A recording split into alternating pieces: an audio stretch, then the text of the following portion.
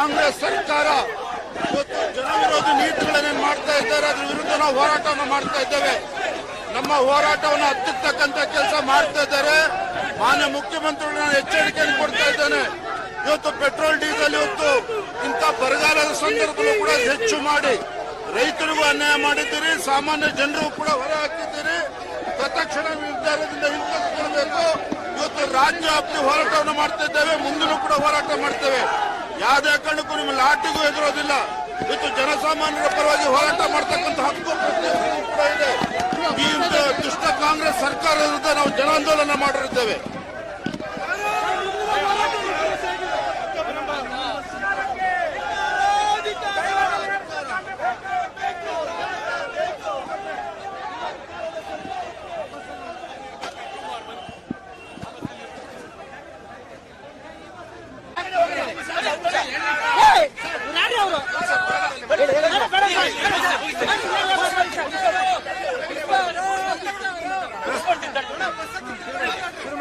ಈಗ ಪೆಟ್ರೋಲ್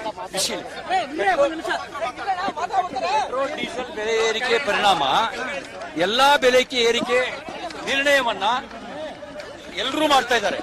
ಈಗ ಬಸ್ ದರ ಏರಿಕೆ, ಪೆಟ್ರೋಲ್ ಡೀಸೆಲ್ ದರ ಏರಿಕೆ ಜೊತೆಗೇನೆ ಬಸ್ ದರ ಏರಿಕೆ ಮಾಡಿದ್ರು. ಬಸ್ ದರ ಜೊತೆಗೆ ನೀರಿನ ದರ ಏರಿಕೆ ಮಾಡ್ತಾ ಇದ್ದಾರೆ. ಈ ರೀತಿ ಎಲ್ಲಾ ಬೆಲೆಗಳದ್ದು ಸರಿ ಒಂದ್ ನಿಮಿಷ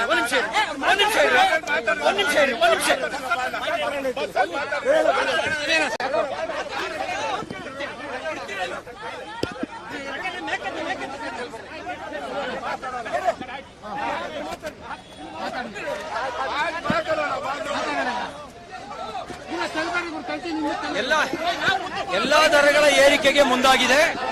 ಜನವಿರೋಧಿ ನೀತಿ, ಸರ್ವಾಧಿಕಾರಿ ನೀತಿ, ಶಾಂತಿಯುತವಾಗಿ ಸೈಕಲ್ ನಲ್ಲಿ ಹೋಗೋದಕ್ಕೂ ಬಿಡದೇ ಇರತಕ್ಕಂತ ಸರ್ವಾಧಿಕಾರಿ ನೀತಿ ವಿರುದ್ಧ ನಮ್ಮ ಹೋರಾಟ ಇದೆ. ಈ ಜನವಿರೋಧಿ ನೀತಿಯನ್ನ ಹಿಂತೆಗೆದುಕೊಳ್ಳೋವರೆಗೂ ನಾವು ವಿಧಾನಸಭೆ ಒಳಗೆ, ವಿಧಾನಸಭೆ ಹೊರಗೆ ಹೋರಾಟ ಮಾಡಿ ಜನಾಭಿಪ್ರಾಯವನ್ನು ರೂಪಿಸ್ತೇವೆ. ಈ ಸರ್ಕಾರ ಇಂಧನ ಬೆಲೆ ಹೆಚ್ಚಳ ಮೂಲಕ, ನೀರಿನ ಬೆಲೆ ಹೆಚ್ಚಳ ಮೂಲಕ, ವಿದ್ಯುತ್ ಶಕ್ತಿ ದರ ಹೆಚ್ಚಳ ಮೂಲಕ ಜನವಿರೋಧಿಯಾಗಿ ವರ್ತನೆ ಮಾಡ್ತಾ ಇದೆ. ಜನವಿರೋಧಿ ನೀತಿ ಸರ್ಕಾರಕ್ಕೆ, ನೀತಿಗೆಟ್ಟ ಕಾಂಗ್ರೆಸ್ ಸರ್ಕಾರಕ್ಕೆ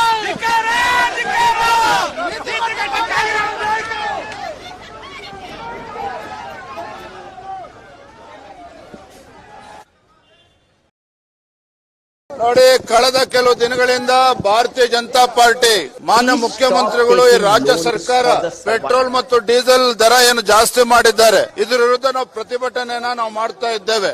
ಇವತ್ತು ಸಹ ರಾಜ್ಯಾದ್ಯಂತ ಎಲ್ಲಾ ಜಿಲ್ಲಾ ಕೇಂದ್ರಗಳಲ್ಲಿ, ತಾಲೂಕು ಕೇಂದ್ರಗಳಲ್ಲಿ ರಸ್ತೆ ತಡೆ ಮಾಡೋ ಮೂಲಕ ಇವತ್ತು ಈ ರಾಜ್ಯ ಸರ್ಕಾರದ ನಿರ್ಧಾರದ ವಿರುದ್ಧ ಪ್ರತಿಭಟನೆ ಮಾಡ್ತಾ ಇದ್ದೇವೆ. ಇವತ್ತು ಬೆಂಗಳೂರಿನಲ್ಲಿ ನಾವು ಸೈಕಲ್ ಜಾಥಾ ಮೂಲಕ ಈ ಸರ್ಕಾರವನ್ನ ಎಚ್ಚರಿಸತಕ್ಕಂತ ಕೆಲಸ ನಾವು ಮಾಡ್ತಾ ಇದ್ದೇವೆ. ಆದ್ರೆ ಬಂಡ ಸರ್ಕಾರ ಇವ್ರು ಯಾವ್ದು ಕೂಡ ತೀರ್ಮಾನವನ್ನ ಹಿಂತೆಗೆದುಕೊಳ್ಳತಕ್ಕಂತ ಪ್ರಯತ್ನನೂ ಮಾಡ್ತಾ ಇಲ್ಲ, ಚಿಂತನೆಯನ್ನು ಕೂಡ ಮಾಡ್ತಾ ಇಲ್ಲ.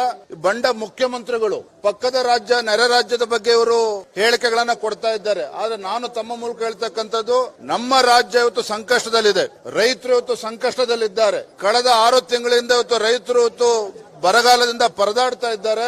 ಮತ್ತೊಂದು ಕಡೆ ಸಾಮಾನ್ಯ ಜನರ ಮೇಲೆ ಹೊರೆ ಆಗ್ತಕ್ಕಂಥ ಕೆಲಸ ಇವತ್ತೇನು ಮಾನ್ಯ ಮುಖ್ಯಮಂತ್ರಿಗಳು ಮಾಡಿದ್ದಾರೆ, ಅದು ಅಕ್ಷಮ್ಯ ಅಪರಾಧ. ಇವತ್ತು ಹಾಗಾಗಿ ನಾನು ಮಾನ್ಯ ಮುಖ್ಯಮಂತ್ರಿಗಳಿಗೆ ಆಗ್ರಹವನ್ನ ಮಾಡ್ತೇನೆ, ನಿಮ್ಮ ಬಂಡತನವನ್ನ ಬಿಟ್ಟು ರಾಜ್ಯದ ಜನರಿಗೆ ಮಾರಕ ಆಗಿರ್ತಕ್ಕಂಥ ಪೆಟ್ರೋಲ್ ಮತ್ತು ಡೀಸೆಲ್ ಮೇಲೆ ಏನು ದರವನ್ನ ಜಾಸ್ತಿ ಮಾಡಿದ್ದೀರಿ, ಅದನ್ನ ತತ್ಕ್ಷಣ ನಿಮ್ಮ ನಿರ್ಧಾರವನ್ನ ಹಿಂಪಡೆಯಬೇಕು. ಇವತ್ತು ರೈತರಿಗೆ, ಸಾಮಾನ್ಯ ಜನರಿಗೆ ಹೊರೆ ಆಗ್ತಕ್ಕಂಥ ಯಾವುದೇ ನಿರ್ಧಾರವನ್ನ ನೀವು ಮಾಡಬಾರದು. ಮತ್ತೊಂದು ಕಡೆ ಸಚಿವರು ಹೇಳ್ತಾರೆ ಕೆಎಸ್ಆರ್ಟಿಸಿ ಬಸ್ ದರ ಜಾಸ್ತಿ ಮಾಡ್ತೀವಿ ಅಂತ ಹೇಳ್ತಾರೆ. ಮತ್ತೊಂದು ಕಡೆಯಲ್ಲಿ ಬೆಂಗಳೂರು ಮಹಾನಗರದಲ್ಲಿ ನೀರಿನ ದರ ಜಾಸ್ತಿ ಮಾಡ್ತೀವಿ ಅಂತ ಹೇಳ್ತಾರೆ.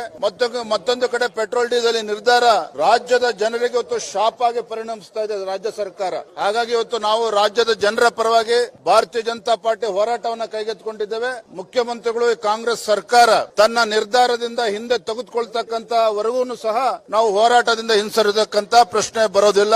ನಾವು ಭಾರತೀಯ ಜನತಾ ಪಾರ್ಟಿ ಎಲ್ಲರೂ ಕೂಡ ಒಟ್ಟಾಗಿ ಒಂದಾಗಿ ಜನರ ಪರವಾಗಿ ಹೋರಾಟವನ್ನು ಕೈಗೆತ್ತಿಕೊಂಡಿದ್ದೇವೆ.